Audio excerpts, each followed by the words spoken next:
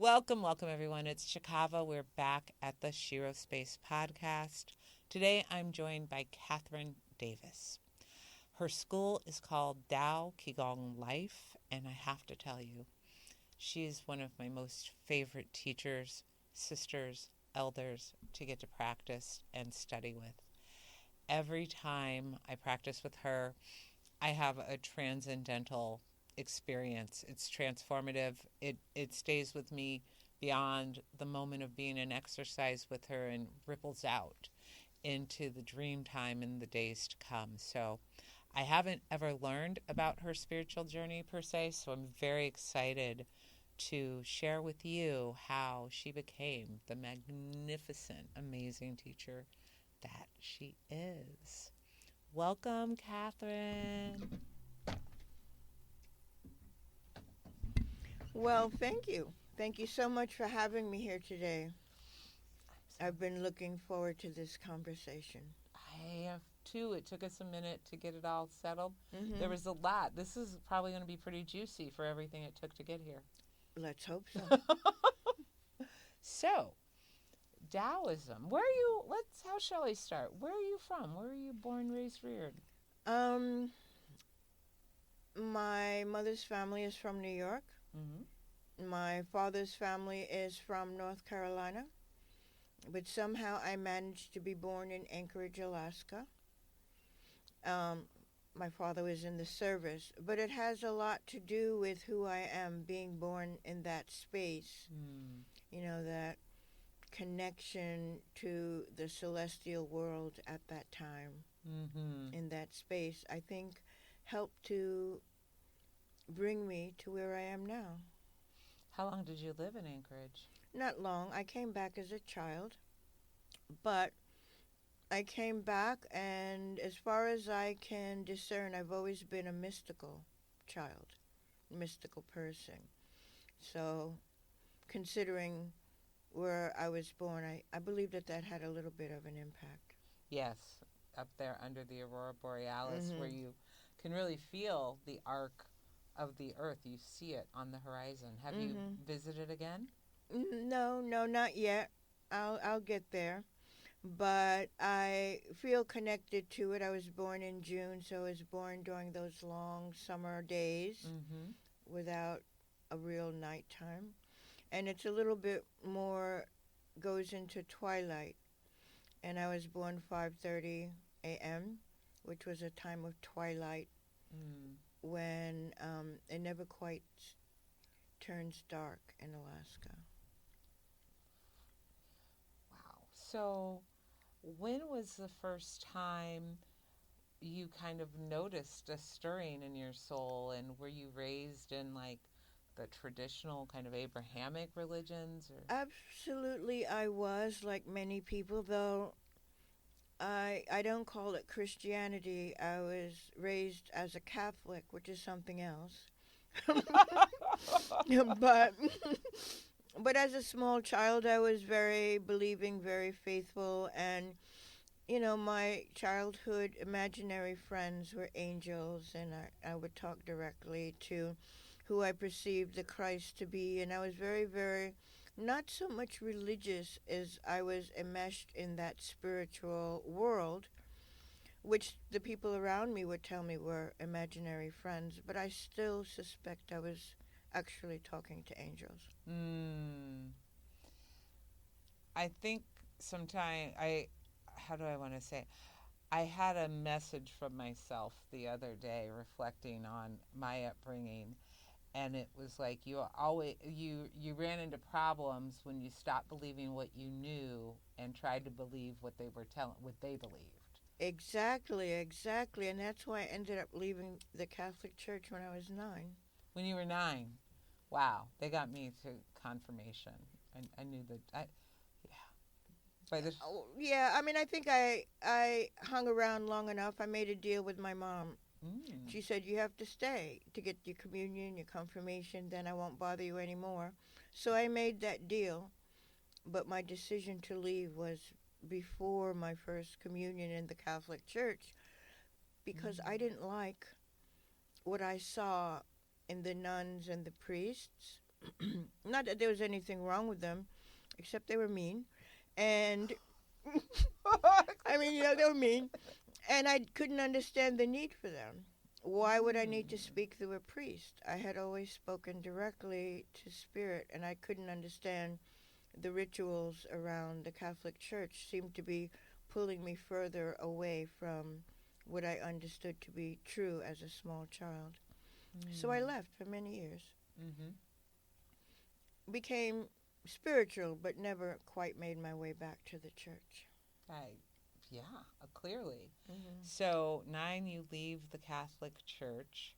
You're listening to your angels, guides, and teachers. Mm-hmm. And where did they lead you from there? Well, something else in my life took over.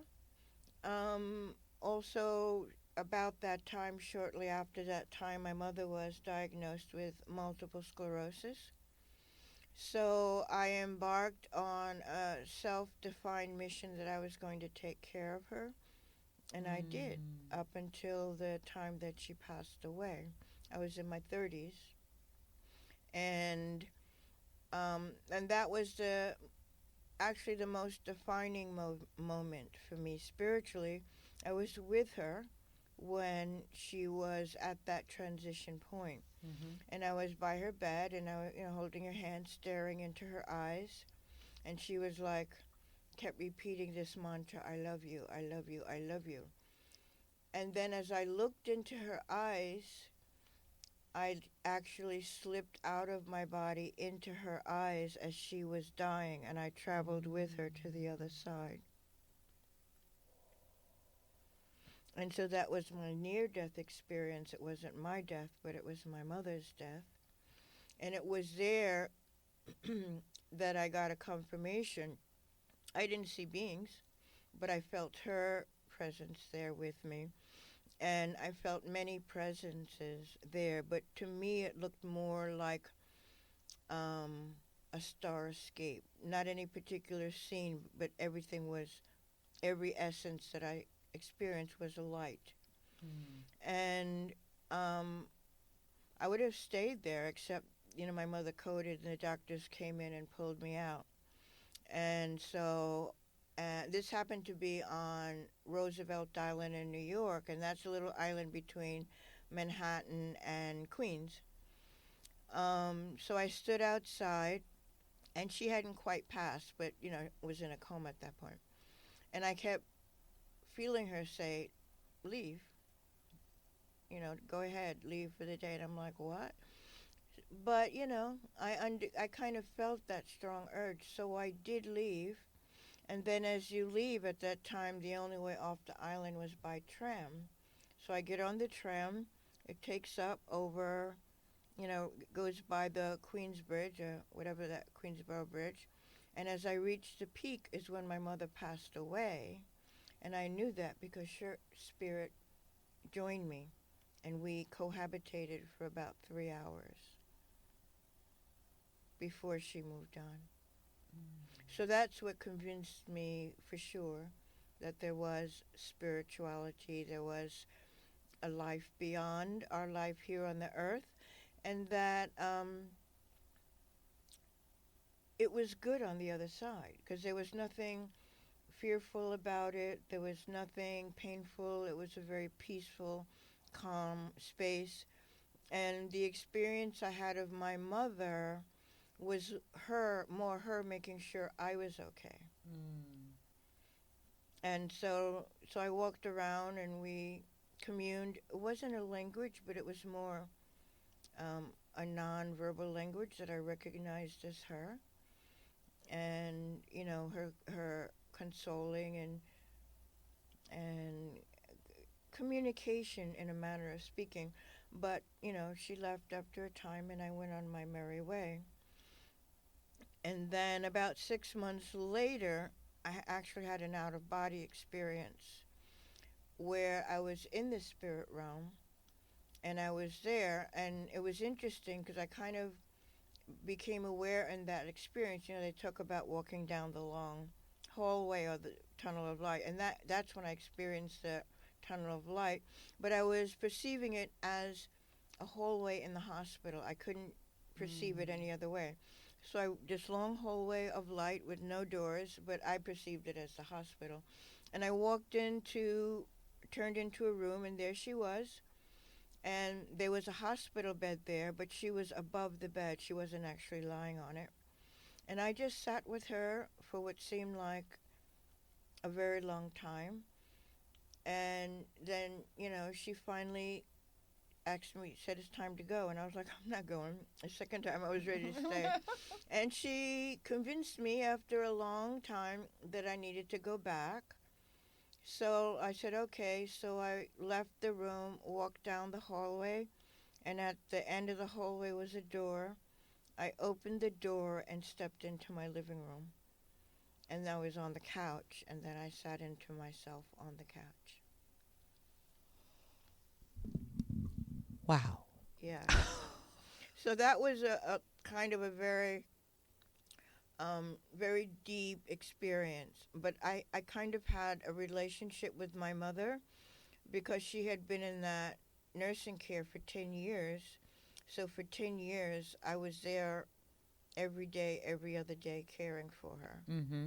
So we had become very enmeshed and merged as in our experience of each other. So it just happened that way. Yeah, because you were more like twin sisters on a soul level, huh? Yeah, and then after that, I really started my spiritual journey in earnest because I wanted to have a deeper understanding of the spirit world. And how that happened and what it meant. Yeah. Whew.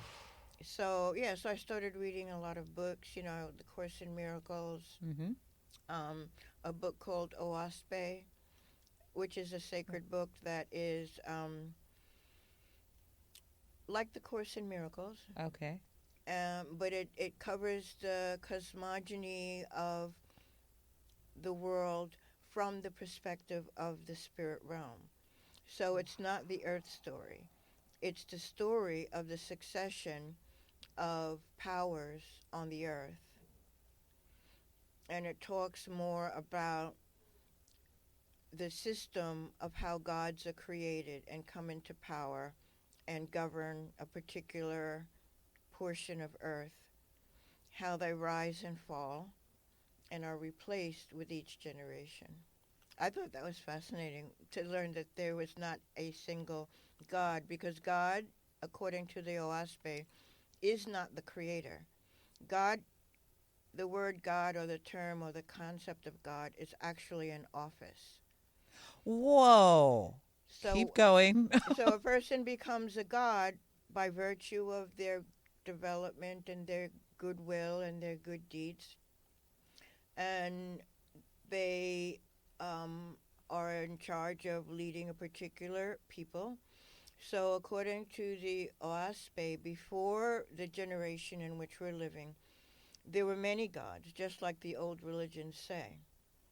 And each people absolutely had a separate god. So the Hindus had a different god than the Christians, than the Jewish. So every religion actually has their own god, according to Oaspe. And the gods are not the creator. So they're only somewhere in the middle smart. They're like district managers? Yeah. Wait. Wow. Okay, I've never heard of the Oaspe. How do you spell it? Oaspe. I'm not sure. Oaspe. Oas. Might be a H. Ohaspe. Oaspe. I'll look it up and make sure we know where to find the resource. I have a copy on digital. I'll send it to you. Oh, I will post the copy. And I am so like, wow, and what's really Kathryn. Interesting is this particular book talks about how the planes were formulated. How the earth plane was formulated. It gives you dimensions. It talks about how things came into creation, and it gives you there's a lot of mathematical detail to the book, Oaspe, and it's basically the history of the spirit realm. And humans are not even so much part of the story, except that by the time we get to the era of the Christian era, before Rome distorted what Christianity was around the time that a human being was able to elevate themselves to the level of being a god. Okay, so before that, undivine intervention, before the gods were from other realms or other places. Go back. So the Hindu god mm-hmm. would have been from another existence, another place, another time and space. And because they had already evolved through their system, they could then have the wisdom to be a god on a new planet. Okay. And it took a long time for humanity to elevate to the point that anyone from the earth plane risen to the capacity to be a god. Mm-hmm. Now, it doesn't say that this was the Christ or Yeshua, but it was in that era that this occurred. So maybe that's what Yeshua was. He was the person who, through his evolution through time, ultimately reached a space where he had the capacity to assume the position of God, which is not the creator. Right. And it also stands to reason, again, like he says in that book, what I've done you can do and more. And therefore, and that was for his contemporaries, not... Right. It was for his contemporaries, but it was for us, whether it was that particular individual or not, it was for humanity that's our destiny, to reach that level of understanding, so that we, like the gods that came to us from other places, other realms, we as human beings could go to other places, other realms. Whoa. And become... So we're not gods here, but we have the capacity to become gods, according to the OASPE. Wow. Okay. Thank you for opening up a whole new chamber. Like, I feel like it's kind of amazing. And so I read, I started collecting. And this is where you started. I found the Course in Miracles first. Uh-huh. And this was before Marianne Williamson made it popular. Mm-hmm. I would just go into a bookstore and wander the shelves until I felt to stop. And I looked, and that's where I saw the Course in Miracles. And that's 3 books. Mm-hmm. It's a text, it's a workbook, and it's a teacher's manual. So there are 3 books to the Course in Miracles. So I spent a couple of years reading that, and somewhere along the line I found the OASPE, and then I went to other Egyptian ancient texts. And so I just, having the notion that civilization on the planet, according to OASPE and some of the other texts, is extremely ancient. We're not talking about hundreds of thousands. We're talking about millennia. Yeah. And then I would look into a lot of the Egyptian texts. And I was lucky to be at some point in between. I used to work at the Metropolitan Museum of Art, a very, common position. I was a security guard, but I worked at night. I had pass keys, and I would go into all the storerooms and check out their ancient books. So I was bad. But no, you were bad, like badass. Michael Jackson bad, like in the name of good. I came across a lot of these very ancient texts there, and then I searched for them online to try to have access to them. Well, and just in the power that you're dealing with, I feel like, getting to be in the transmission that happens mm-hmm. just from you laying eyes on them. Mm-hmm. They're seeding you. There's somebody, these guides and angels and folks that you've been chit-chatting with since you were a kid. Are guiding me along my way, actually. So when I was working at the museum, I would go through the basement to the storerooms, all the libraries, all the books that they don't actually allow the public to see. And I found this book. It wasn't ancient. It was translated by... whoever translated the Egyptian text. I forgot the guy's name. Wallace Budge? Probably. Mm-hmm. But there was this book I never heard of called The Book of Paradise. Girl, stop. Y'all. There's keep going. Wait, do you see why I'm like she's my Yoda? Okay. All right. Yeah, and there was this book called The Book of Paradise, which I also read. I mean, You read it in the storeroom or you found no, it otherwise? I found it on. I was reading it in the storeroom, but it's a huge book, and I think there are 2 volumes to it, so it's like several thousand pages. So what's really interesting about the Book of Paradise, and it's put down as the book of wisdom of the monks in the Egyptian desert. So this is the handed down wisdom of the monks who lived in the desert. So who were the monks who lived in the desert? Isn't that like the Essenes, you know, and all of those people who had all this ancient knowledge? And so he translated these books of these ancient, of these Egyptian monks, of the knowledge that they had been passing down for generations. And so the thing that gave me a clue that it was real is that in many of these ancient books, they'll put a disclaimer. Well, they don't mention Jesus Christ, but it's only because they were ignorant, they didn't know. It's not really ancient. They obviously got this information from the Greeks. I'm like, okay, then why did you need to translate it from the ancient languages of the Egyptian, the Aramaic, whatever? Yeah. So I said, okay, say what you want to say. I'm going to read it for myself. So I'm reading this thing, and there's in the reading of it, you understand that it predates Rome. It predates Greece. It predates the alleged life of Christ. And I say alleged life of Christ is because what this book demonstrates is that Christ is not a person. Christ is a level of expansion. Everyone is aspiring, and all these monks were aspiring to achieve that level of consciousness, of anointing, being anointed with the wisdom of the Creator. And that's what Christ means. It doesn't the mean anointed a person one, yeah, at all. Whew.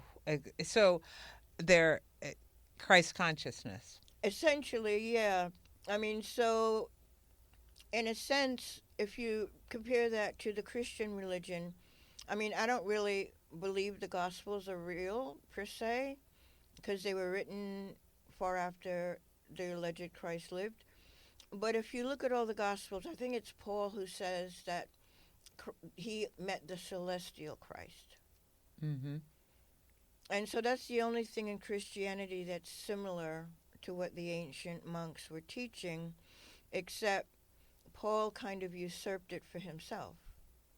I'm the leader of the church rather than all the people who actually knew the guy. And so, but the monks were not, no, there is no church. Your mission is to reach that level of expansion. And so to me, as I was looking at that, comparing it to what I understood in the Owaspy, that it was the destiny of earth people to reach that level of expansion, that's what Christianity or Christ consciousness is about. It has nothing to do with the guy. Because anybody can achieve it. So it means that, okay, maybe there was a Christ guy or a Yeshua guy. Maybe he achieved it, but he wasn't the first. Mm-hmm. There was Buddha. There was Krishna. There were all these other beings that went through this process of elevating their humanity to the point of having that kind of conscious power. And they were setting an example for us. So when the message of the Christ is follow me, it's not worship me. It's learn to do what I'm doing so you can do it. So after having all that understanding on a spiritual level and kind of a mental level, and having that expansion in terms of being able to commune with spirit, then I started doing a lot of meditation, especially going into 2012, and I started having I started time jumping Mm-hmm. and kind of having, I call them other life experiences, because it's through that I realized that all our lives are existing at the same time. The simultaneity. So it's not that you go back into the past, is that the past, it's like strands that are actually happening all at once. And you can move into another stream, life stream, which to me is like waking up in another body, or you can commune back and forth. And you can learn from yourself in other lifetimes.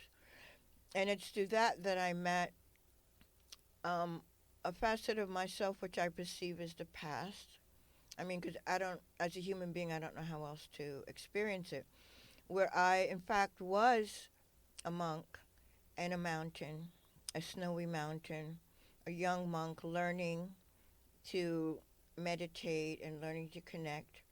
But apparently I was a rebellious monk, a male, young man. And the head monk got really mad at me and threw me out. And there I was in the snow. I had no place to go. And would have frozen to death, was snowed on. I was covered in snow. I was just sitting there because that's what the headmaster, go sit outside. They forgot about me. Nobody was thinking about me being out there. And I got covered with the snow. But in that process, as that being, I was meditating under the snow, and I was able to cultivate this energy that brought heat within my body that allowed me to survive being and not be frozen under the snow. And that's one of my spiritual guides. That person is one of my spiritual guides, and he helps me with Qigong. So when I'm doing a lot of Qigong, when I'm teaching the Qigong, there are times when that energy will come through and guide me as the master that I'm following, which would have been myself in a prior life, in another age and time. So this is kind of convoluted and involved. This is the most amazing thing that's happened to me in a long time. It was amazing. Yeah, so I've just, and I had all these journeys. That was just one of them. And it took me a long while to connect and realize that we had a shared soul. And this is how the soul works. The soul, is a little bit, you could think of it, the imagery of it like an octopus with all these tendrils. And all these tendrils are your different life streams, and there's no end to them. And the soul keeps all the knowledge and all the memory. And as you grow yourself to be able to commune with your soul, then you can travel back and forth into the different life streams. For the soul, they can all be happening at once. They may not all be. Some of them may be shut down. Some of them may be, And then, so that's one way of moving through time and space.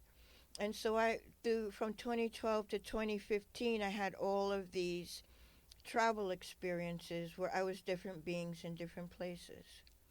And if you analyze them, I guess you could say, well, that looks like the future, that looks like a past, but I don't really know. Mm-hmm. But I became different species in some of these places. And they were kind of long journeys in this other experience. So I'd have to break away from it, to go to work, continue with my life. And then I come back and I'd dive right back in. And so I would experience whole lifetimes in different places, in different life streams. And sometimes I was learning, but sometimes it was me that was bringing in the wisdom. Right. So do you think to that end, the concept of like guides, teachers, hires, like when we are experiencing guidance, we feel like we have a guide. A lot of times, do you think that guide is another aspect of our soul? Like I think that's most likely to be the case. Mm-hmm. Most Mm-hmm. likely to be the case. That it's somewhat insular to each individual, but understanding that even our what we might identify as our higher self, our soul, is still tendril to the higher, and then on until you get to the source. So we're all branching out like roots from the source, and then there are these sort of groupings, soul groupings or individual groupings that are you. So your soul family might all be you. Mm-hmm. Different facets of who you are as a being. And as we evolve, the boundaries get thinner and you can communicate back and forth. In the human body, it's more difficult because this is one of the most dense realms, this particular plane. And I say plane, planet, because I view the planes more as levels of existence, dimensions of vibrational density. So whether you believe the planet is round or flat, it doesn't matter. It's a certain density that we exist within. And then there are other densities that we exist within to have different kinds of experiences without, there being any knowledge between the two. But all of that information from all of these experiences is feeding up to our particular oversoul, which is the one that really is holding our life. That is really who we are. So that oversoul that holds all the information is who we truly are. And there's just a stream of that energy flowing into our body. And how does it get there? And that's what sciences like Qigong and yoga, but true yoga, begin to teach us the mechanism of how that lighter, more vibrational energy can translate itself into physical reality. And that's what we're working with when we do a practice like Qigong, or I say essential yoga, because in this country, these arts have been separated. The physical is here, but because they came during a time when Western thought couldn't comprehend the spiritual part of it, that was left out. And so a lot of people who do these practices learn the physical techniques, but never learn the spiritual practices that are married with it. Is that what you meant by true yoga or essential yoga? I'm talking about the yoga that is primal to the understanding of the whole practice. So it's when you think of Qigong, Qigong is rooted out of shamanism. And shamanism grew into the Taoism and into the understanding of the esoteric. And it's only by being able to develop on that esoteric level that they could see into the body and see energy and understand. So they just went a different path. And in yoga, I believe it's Hinduism, it's the same. Just different names. It's prana or it's chi. It's a different system, but it's dealing with the same substance. It's explaining the same things. And so you've given so much. This feels like class. This doesn't feel like conversation, and I'm so here for it. So, they often say that Taoism is on one side of the mountain and Hinduism is on the other side of the mountain. So going back to the OSPI, do you think that has something to do with the way different cultures developed? I think so, because if you believe what the OSPI say, the Hindus had a different god than the Asiatics. So how do you respond viscerally? So even though it's pulling down source information, it's doing so in the language of its people. So it's the same information, but it's coming through in different culturally language. Specific. And you will find the same thing in the continent we now call Africa, because that's not its traditional name in the least. But so different people had different relationships, and it wasn't so much of competing gods. It's like humanity evolved and dispersed across the earth, were in different environments, had different characteristics, Mm-hmm. had different needs. Yeah, I was thinking about how different kinds of grapes grow in different Yeah. regions and And like so I see it more different as that. environment. I Mm-hmm. see it more as um, not expecting every person across the earth to follow one teaching. The teachings are universal, and it's the teachings that adapt to the people, not the people that adapt to the teachings. Whoa, it's the teachings that adapt to the people, not the people that adapt to the teachings. And I think that's the natural order of it. If you're And it's thinking in such a terms of, good way to mm, contextualize, like now, the concept of being in an indoctrinated religion mm-hmm, to what people call, I'm spiritual now. mm-hmm. You know, it's. And that's because we have um, the capacity to um, adopt, adapt our understanding of the divine source according to us as people. We are the sovereign ones in this plane. Sovereignty is one of my favorite words. And I, Because we're here as an outpouring of the source of all existence. So who should have sovereignty over us? no one but us. And so, yeah, so that's all wrapped into my madness. Yeah, I like how you put a little bow on that for a second. Wow. How did you come to practice Taoist work? How did you come to Taoist practices? Like everything else by accident. Mm-hmm. Just like finding a book. I used to be in a running club, though I was a race walker. I had some acquaintances, friends in the running club, and we would get together and train in Central Park. And I was training for a marathon at the time, so I did about 15-mile walk. I was exhausted. And a friend came by and said, "Oh, I heard about this thing. We should go check it out." And I'm like, "I don't feel like doing anything. I'm exhausted." "Yeah, come on, just check it out. You don't have to, you just listen." So I went. And it was a young Japanese woman. Her name was Hiroko. And she was teaching a class in Qigong in Central Park. And it was just an introduction. It was an introduction from Soaring Crane Qigong. And we did this routine, which is gathering qi from the 8 directions. And I was exhausted, but I pushed myself through it. And at the end of it, I wasn't exhausted.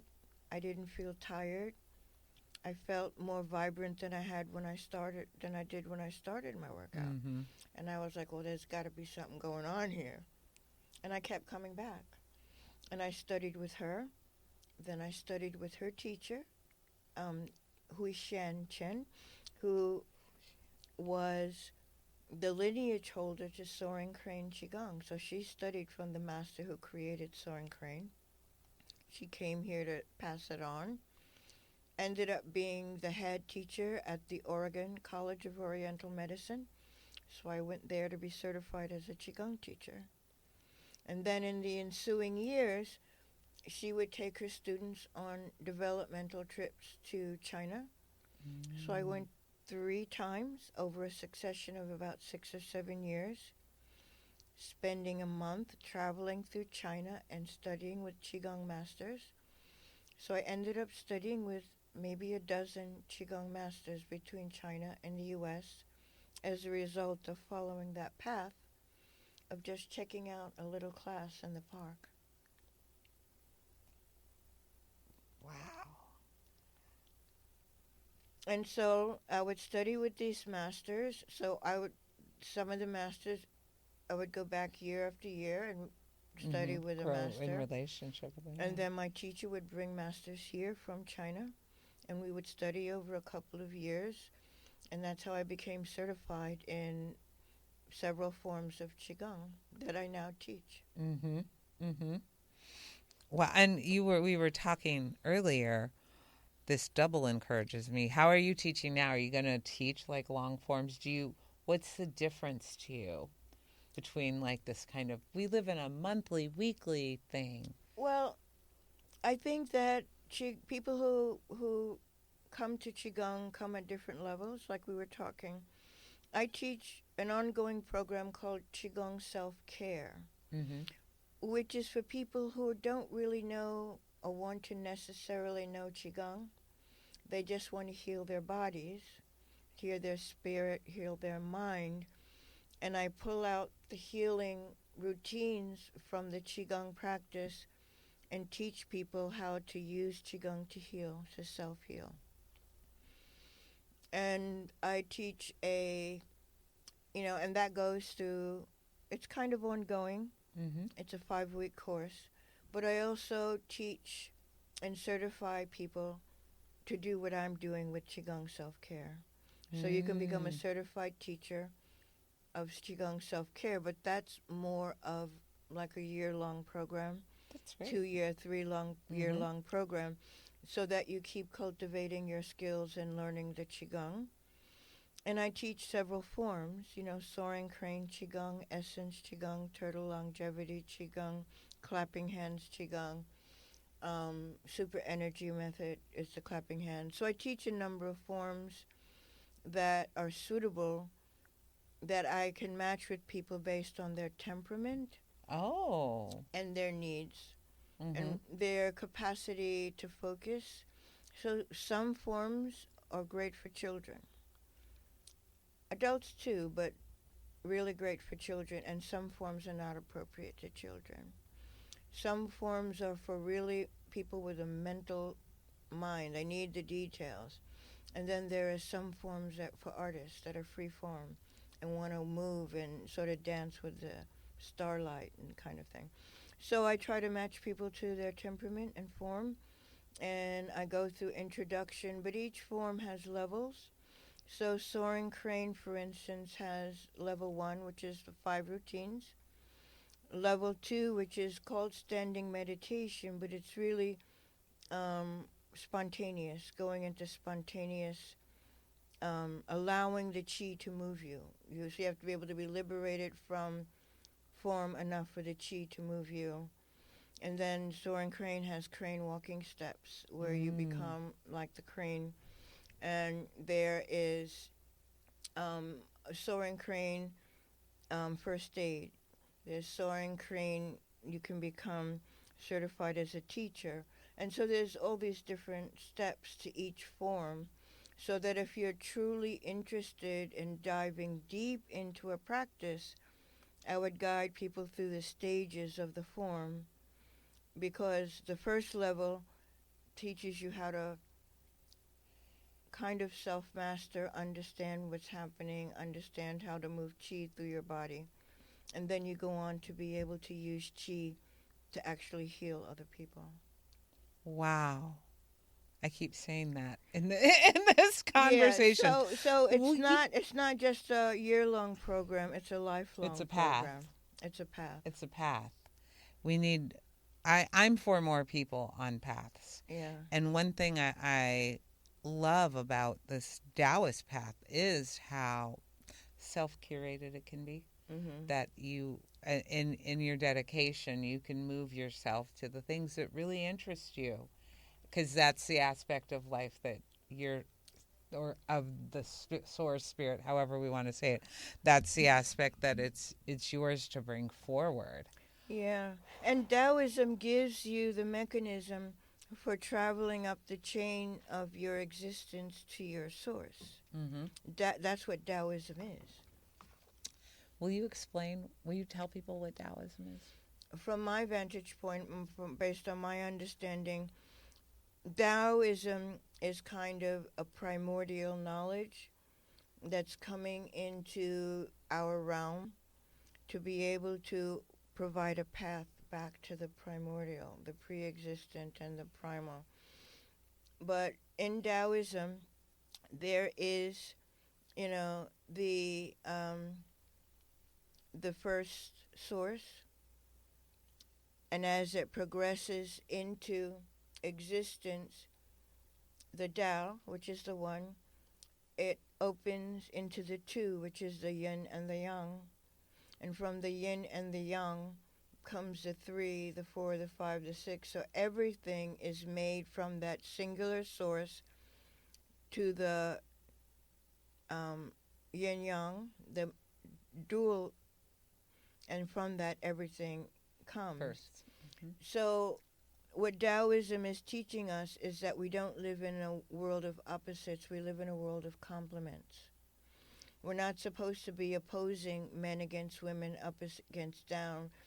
If you want to know your place in existence, you have to consider that there is an up, there is a down, there is a left, there is a right, there is the 4 corners. You can't pretend like all this other reality doesn't exist. But in Western thinking, we kind of throw away all that, and it just becomes a clash of forces. But Taoism takes us back to the truth of how everything flows and functions within our being. And, Taoism opened up into different factions. There's different ways of understanding it. Because there's the Kundalini, which is more taken up by yoga, in terms of moving the energy and bringing yourself back to source in that way. But Taoism, as we understand it through China, is a little bit more about immortality, is how they would describe it. A lot of the Taoists, not the most ancient, but I would say pre-revolution in China, before it became a warring state, the Taoists were looking for eternal life, because eternal life means that you're in your optimum spiritual, energetic state. And as a being of eternal life, you can manifest and unmanifest as you please, either in the physical world or in any other plane of existence. Right. Wow. And so what the Taoism esoteric teachings are is to connect you to that energy, because it's in your body, it's all there, but you have to connect with it, understand it, work with it, and build your capacity till you can bring yourself to that state of immortality.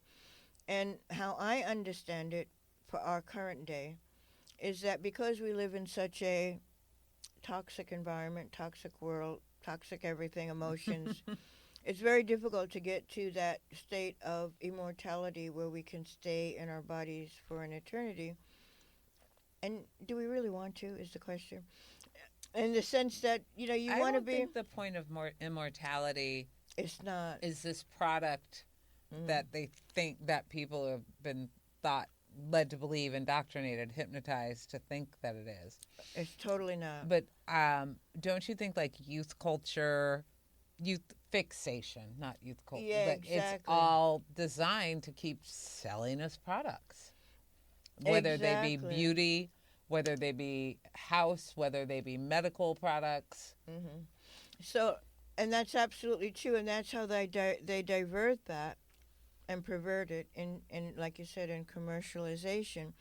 But ultimately, for me, what Taoism has become is not to equate it with this realm or with physicality. It's allowing yourself to move beyond the barriers of time and space and to be able to exist as yourself, no matter where you are, no matter where you're born. You don't have a loss of memory. You don't have a loss of time.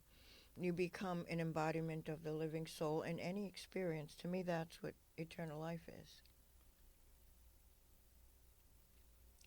Thank you. I love you so much. I mean, wow. So that's so that kind of fits snugly into my spiritual search.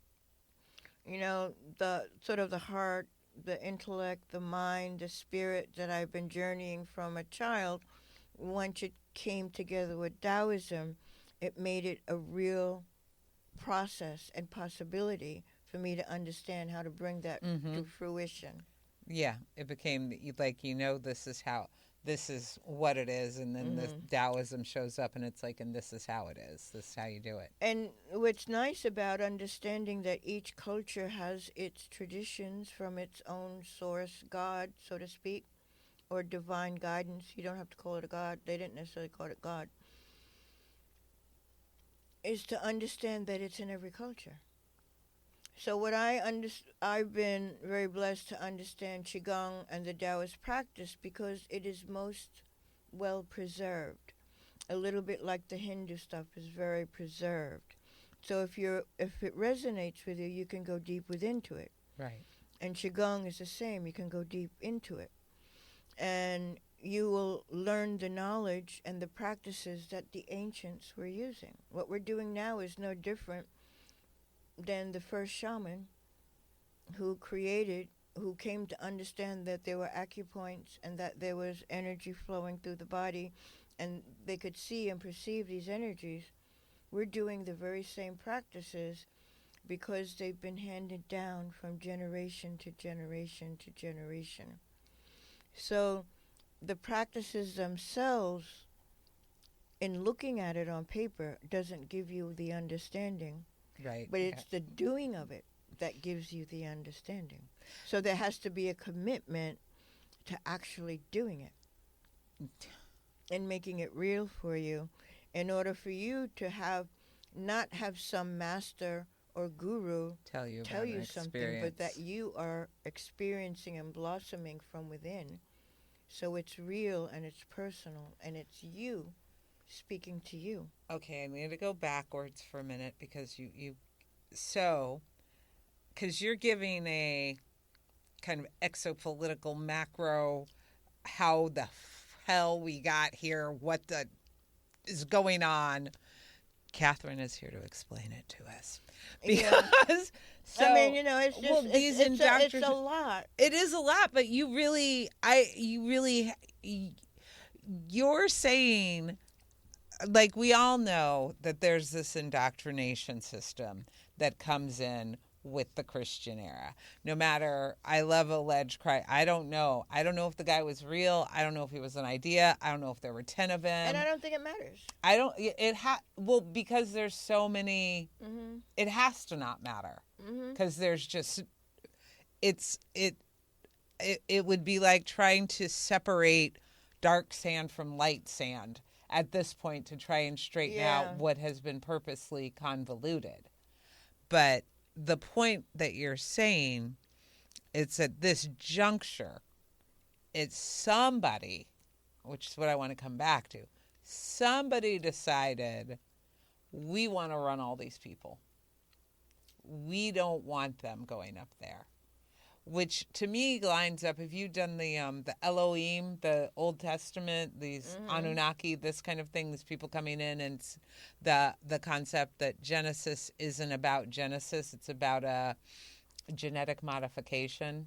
Let us make them in our own image. Let us make them after us. It wasn't a creation story. It's a, hey, what's that down there?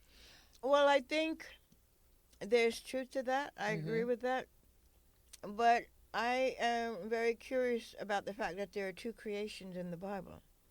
The whole Bible doesn't really jive. I know, right? But I'm just saying, if you're going to think about what the Bible is telling us, there is a first creation in which he created all the things. He created them. He created man, women, created himself in his own image. He created man, women, created he them, whatever, however that goes.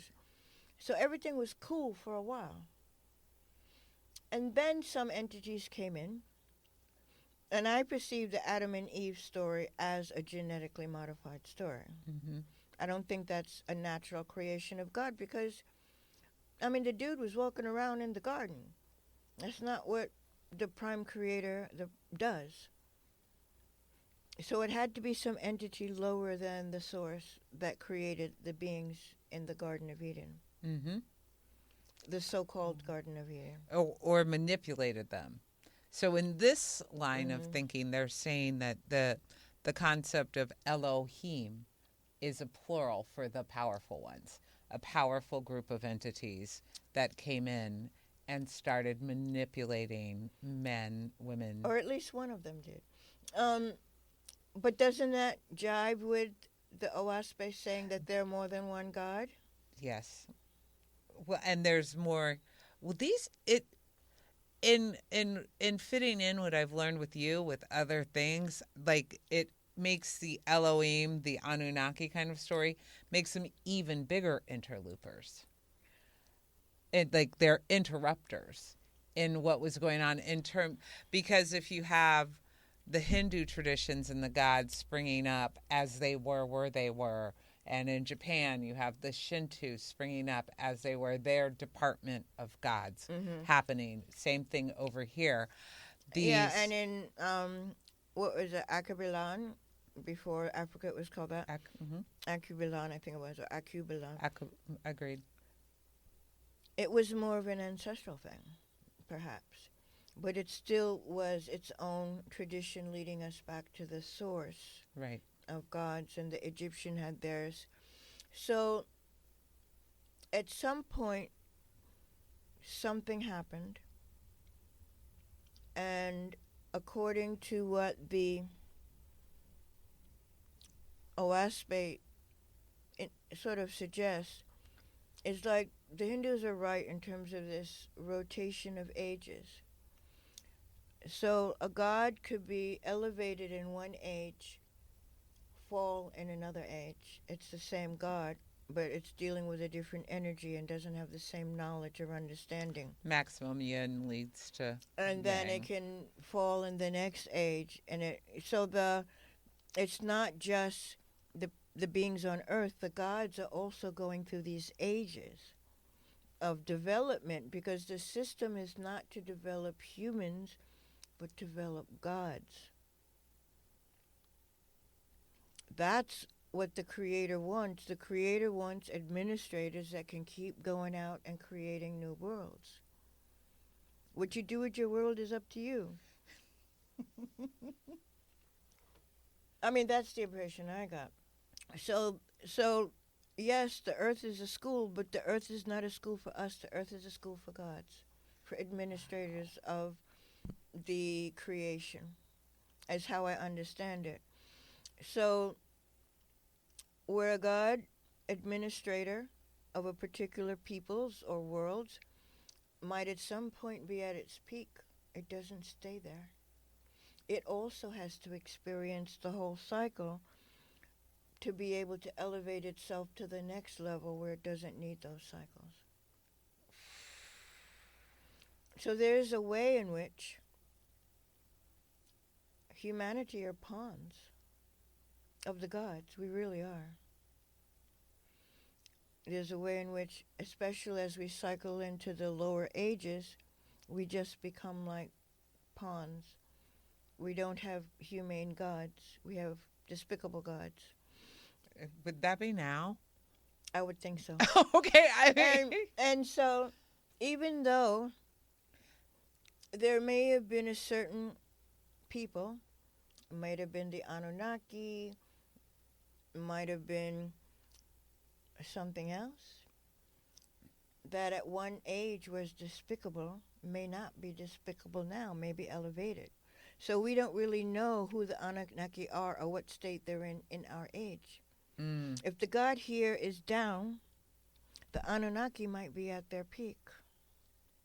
So if the Anunnaki came back, they won't come back with the same energy and mentality that they were here before.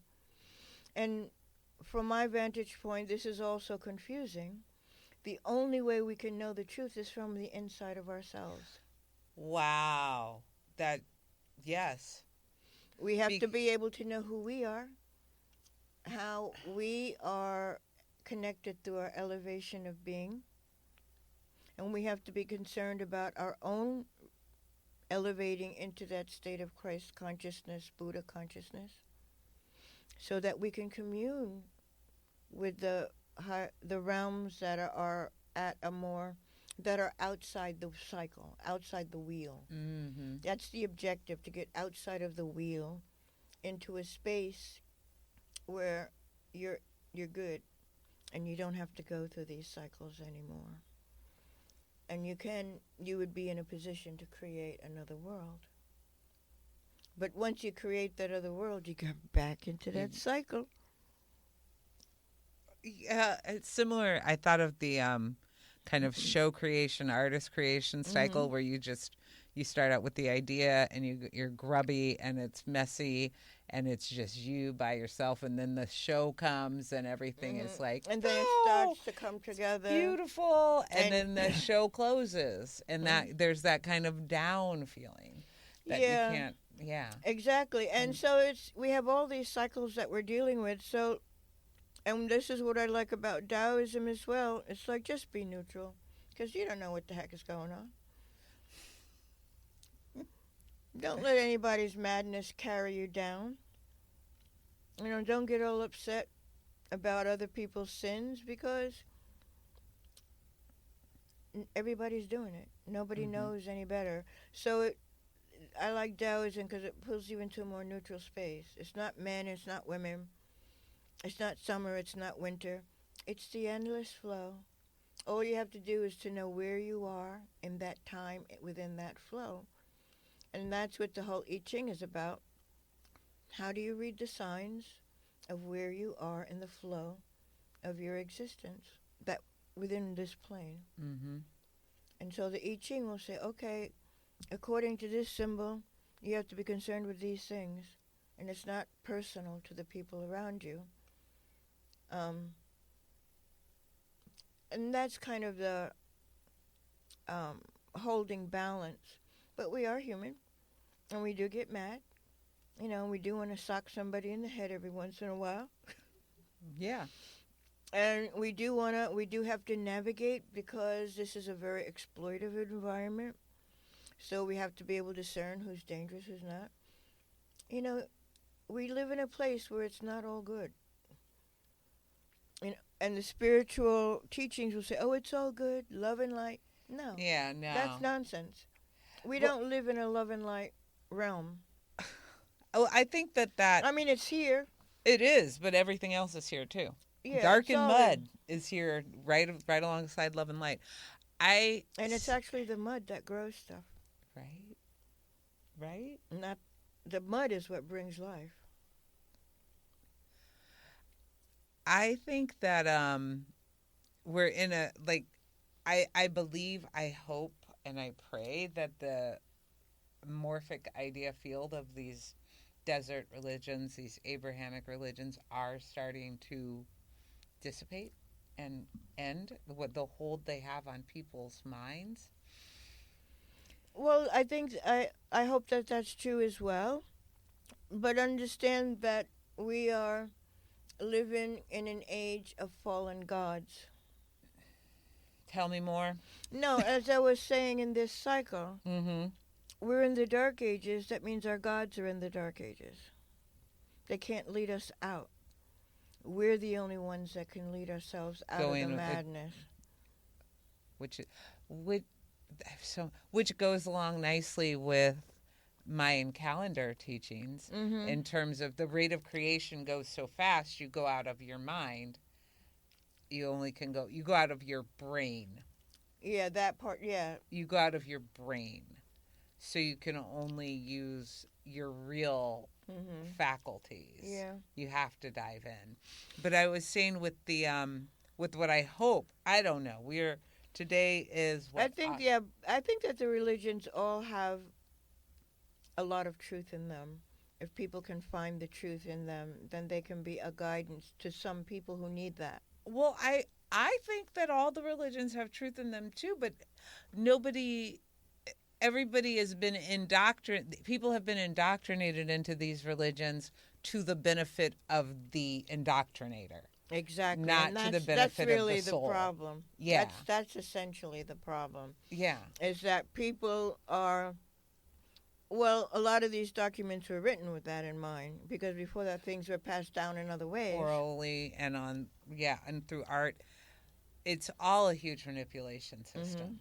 And it's so painful. Like, there is an objectivity to not being a part of it, but it's still, No one wants what's happening now. Well, Yeah. except for the people that do. When I say not being a part of it, I don't mean that you don't speak up for justice.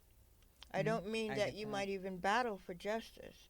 I mean that you don't engage in the activity of hating and feeding into the injustice. But that is more what I'm speaking of. Mm-hmm. So, yeah, I think what's happening in these pockets in the world is heinous, and it needs to be stopped. And it won't stop on its own. Human beings have to stop that.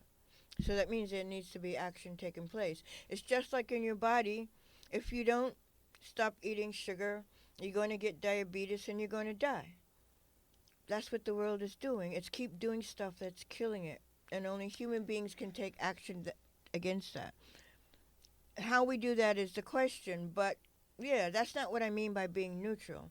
What I mean by being neutral is that not being sucked into that pit of rage and hate.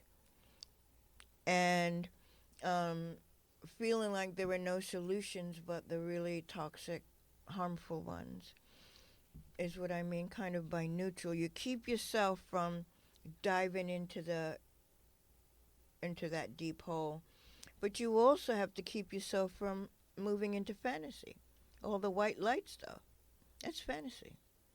So neutral is like you're trying to drive down the middle and not be pulled to either end of the spectrum where you're part of the problem, and as opposed to being able to see what's there. Yeah, neutral's a lot of discipline. It takes a lot of work, and it's never always possible. It's always a journey. There's always going to be up and down, because that's what energy does. Energy doesn't travel in a straight line. I've been moving through a lot of acceptance of the kaleidoscope of the world.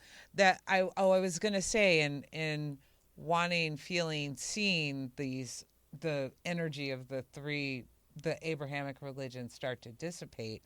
I think that people need the next familiar thing, and so as that salvationism falls away, this kind of love and light thing, growth, love, light, healing, growth, actualization, these are the new salvation buzzwords. Because there's something that's been put in us that makes us think something's got to save us.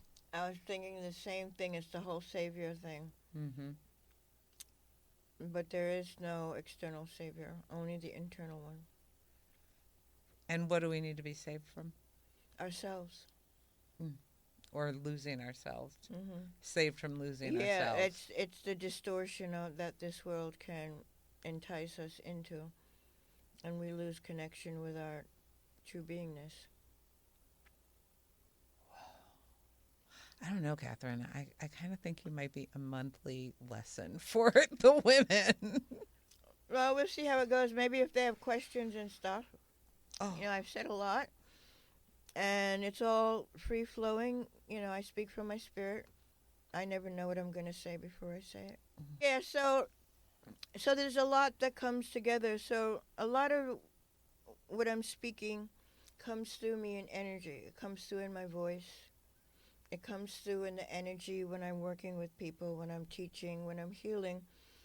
It all flows with me in those activities. And perhaps that's why you felt that there was more of an experience, as much of an experience as just that was more transcendental. Well, it's yes, and it's really, really important right now for people to know that physiologically that's capable. I am an advocate for people using plant medicine and doing things that they need to do, and we all need those things. Yeah, we need those things, but we also, as much as it can be like, whoa, this is a power I can cultivate within myself. This is even an intimacy that I can cultivate in myself. Yeah. That is so, we need, I see these gradations and waves. Like right now, we're going to be like, okay, maybe we're not going to hell, but we're totally love and light. You know, maybe we're going to do plant medicine because we need to just plug right in. We got to pull back this DMT curtain, get like hardcore proof that they're a source, we are source, it is happening, and we need that once, twice a year. And we can connect to the plant medicine energetically. Right. Well, that's what I'm saying. But like, you need that, the physical take, because we're so physical, the physical taking of it to plug in, to know that it's there, that is the next kind of movement. I think the next thing is like, well, here's some practices to show you more and more that you're there. I did the Bufu with a dear friend of mine. I did a Bufu journey either a year or two ago. It's been a while. And she said it was one of the more interesting administrations that she'd done, because after my frontal lobe, like after you panic when your frontal lobe starts going out, right? Your personality is shutting down. But after that, she was fascinated with, I wasn't confused or floaty or scared. And the only thing, a thing that we differentiated about me was my Taoist practices.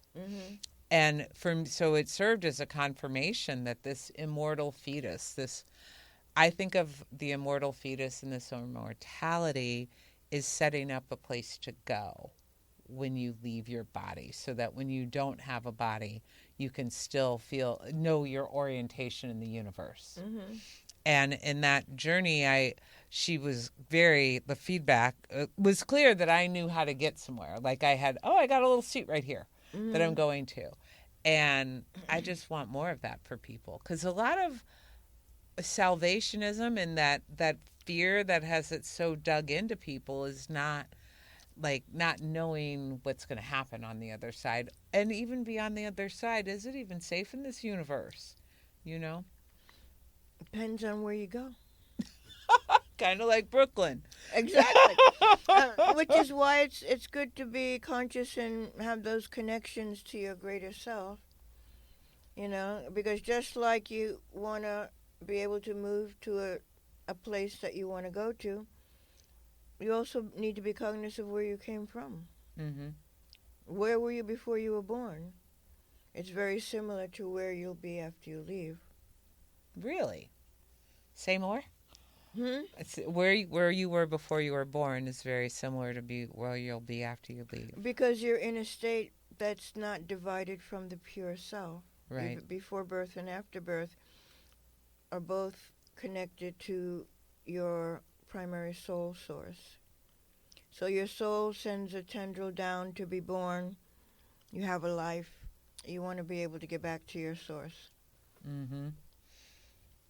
So if you know yourself, your prenatal self, which is the lower dantian, the prenatal chi, if you understand that energy, you know what resonance you're looking for when you're done. In my understanding of it.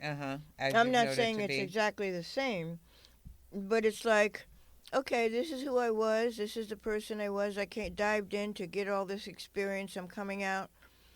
But if I can remember who I was, then I can remember my source. At least as I understand it. You know, I can only give my perspective on things. And I am so grateful for it. We have had a swirling adventure, y'all, to get in these seats today. I'm going to wrap it up here. I'm telling you right now, I'm inviting you right back. I feel like you have so very much to say.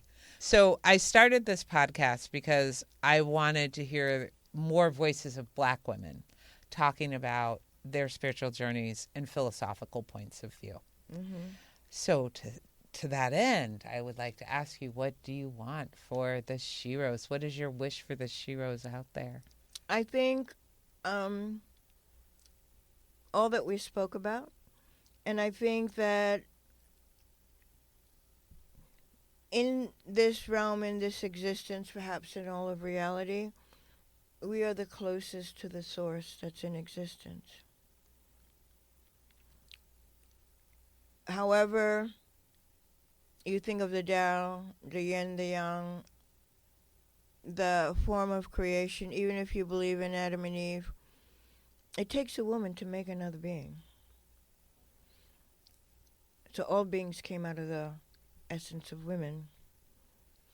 So I think we need to begin to understand the divinity that we carry within our consciousness, within our genealogy, within our understanding, and within our capacity, and just take all that wealth of understanding, turn it in to heal ourselves so that we can have something to give somebody else yet again. Because too much has been stripped away. So we have to prioritize ourselves as black women in this day and age, in this space and time, because nothing will ever change until we heal. Because we are the beginning and the end is black women. Thank you so much for this visit. Thank you. Oh. Thank you. Whew. Yes. Kathryn Davis, sisters. Kathryn Davis. And for those who want to check out what I do, just go to DaoQigongLife.com. DAO, I spell it with a D, the old-fashioned way. Dao Qigong, QIGONG, Life, LIFE. DaoQigongLife.com. And from there you can expand out and find more. All right, y'all. We will see you very soon again on the Shiro Space podcast.